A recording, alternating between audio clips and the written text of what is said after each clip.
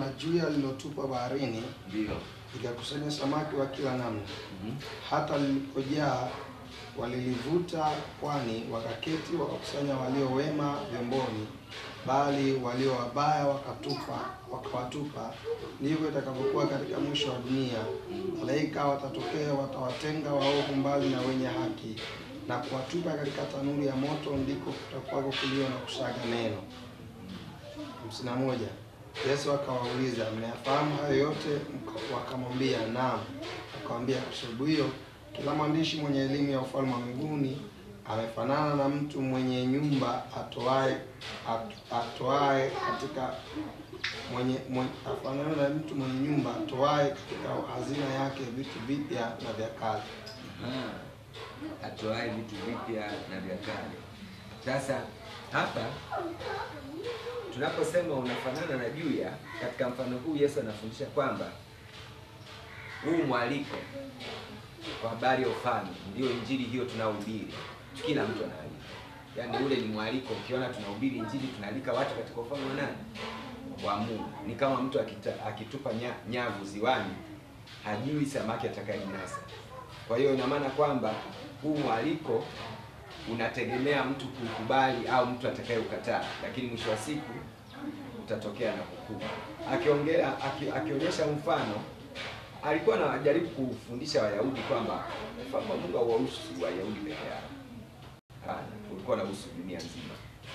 Na ni kama juya inaweza ikatupwa na ikakokota samaki wa kila namna. Kwa hiyo alikuwa anajaribu kutofautisha Wayahudi waliokuwa wanajivunia ufalme wa Mungu ni wao, akijaribu kuonyesha si wenu tu. Ufalme wa Mungu ni kama juya inakokota samaki wa kila namna.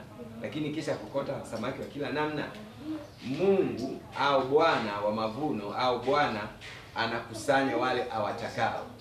Bwana Yesu asifiwe. Amen. Kulingana na ufalme wa mbinguni, tukio la uvuvi hutukumbusha wito wa wanafunzi ya kuvua watu. Katika Luka 4:19 tunaona pale ambapo Mathayo 4:19 tunaona pale ambapo walikwenda kuvua samaki.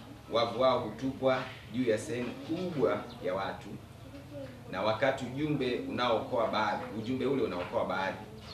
Yaani anaonyesha kwamba tunapokwenda kuhubiri injili tunatupa wavu, lakini ujumbe ule tunaohubiri unakwenda unaokoa tu baadhi.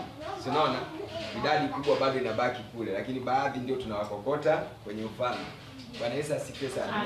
Hiki ndicho tunajifunza, kama injili ni kama wavu na utupwa, lakini haileti wote.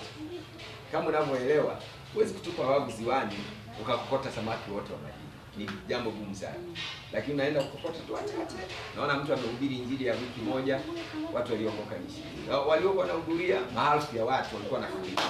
Lakini matokeo wachache. Na ndipo juya inavyofanya kazi. Juya ukiirusha ziwani, hata kama ungekuwa mvuvi stadi wa namna gani, ukirusha kule muda wa kukokota mpaka nchi kavu, unaona tunatoka na samaki kibeseni.